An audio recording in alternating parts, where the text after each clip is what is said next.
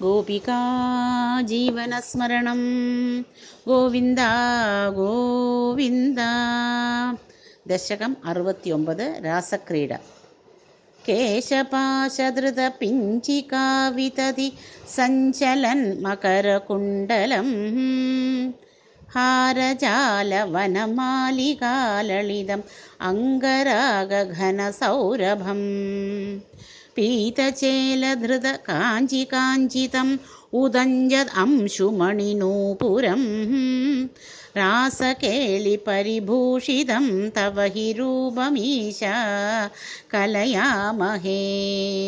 താവത് ഏവ ധൃതമണ്ഡലേ കലിതകൊഞ്ചുളീകകുചമണ്ഡലേ ഗണ്ഡലോലമണികുണ്ഡലേ യുവതിമണ്ഡലേദ പരിമണ്ഡലേ അന്തരാ സകലസുന്ദരീയുഗളം ഇന്ദിരാരമണസഞ്ചരൻ മഞ്ജുളാം തദനുരാസകേളിം അയി കഞ്ചനാഭ സമുപാദധാ. വാസുദേവ തവ ഭാസമാനമിഹ രാസകേളിരസസൗരഭം ദൂരതോപി ഖലു നാരദാഗദിതം ആകലയ്യ കുതുകാകുലാ.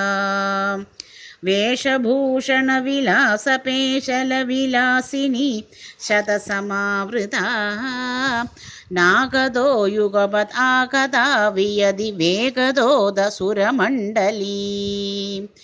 വേണുനാദകൃതതാനദാനകളഗാനരാഗഗതിയോജന ലോഭനീയ മൃദുപാദപാതകൃതതാളമേളന മനോഹരം പാണിസംക്വണിത കങ്കണം ച മുഹുർ അംസലംബിത കരാംബുജം ശ്രോണിബിംബചലത് അംബരം ഭജത രാസകേളിരസഡംഭരം സ്പർദ്ധയാ വിരചിതാനുഗാനകൃതതാരതാര മധുരസ്വരേ നർത്തനേദ ലളിതാംഗഹാര ലുളിതാംഗഹാര മണിഭൂഷണേ സമ്മദേന കൃത പുഷ്പവർഷം അലം ഉന്മിഷത് ദിവിശതാം കുലം ചിന്മയേ ത്വയി നിലീയമാനമിവ സമ്മുമോഹസവധൂകുലം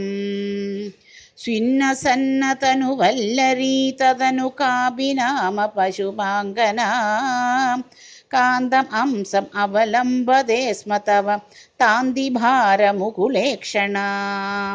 കാചിത് ആചലിത കുന്തളാം നവപടീരസാരഘനസൗരഭം വഞ്ചനേന തവ സഞ്ചുചുംബ ഭുജം അഞ്ചിതോരു പുളകാങ്കുരാ.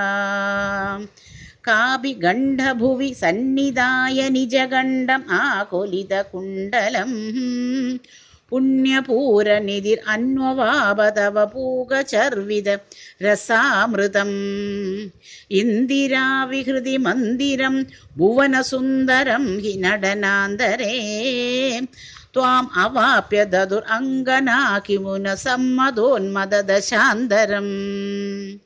ഗാനമീശാവിരതം ക്രമേണ കില വാദ്യമേളൻ ഉപാരതം ബ്രഹ്മസമ്മദരസാകുലാ സദസി കേവലം നനുർദുർ അംഗനാഃ. നാവിദൻ അപി ച നീവികാം കിമപി കുന്ദളീം അപി ച കഞ്ചുളീം ജ്യോതിഷാം അപി കദംബകം ദിവി വിളംബിതം കിമപരം ബ്രുവേ. മോദസീമി ഭുവനം വിലാപ്യ വിഹൃതിം സമാപ്യ ച തതോ വിഭോ കേലി സമൃദിത നിർമ്മലാംഗനവ ഗർമ്മലേശ ശുഭഗാത്മനാ.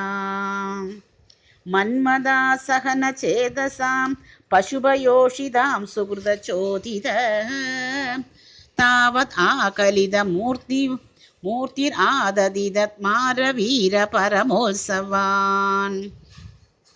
केलिभेदपरिलोलिताभिरतिलालिताभिरबलालिभिः स्वैरमीशाननुसूरजापयसि चारुनाम विहृदिं व्यधाम् काननेमि च विसारि शीतलकिशोरमारुदमनोहरे सूनसौरभमये विलेसितविलासिनीशतविमोहनम् कामिनीरिदिः यामिनीषु खलु कामनीयखनिधे भवान् पूर्णसम्मदरसार्णवं कमपि योगिगम्यम् अनुभावयन् ब्रह्मशङ्करमुखान् अपीह पशुपाङ्गनासु बहुमानयन् भक्तलोकगमनीयरूपकमनीय कृष्ण परिपाहि मां भक्तलोकगमनीयरूपकमनीय कृष्ण परिपाहि मां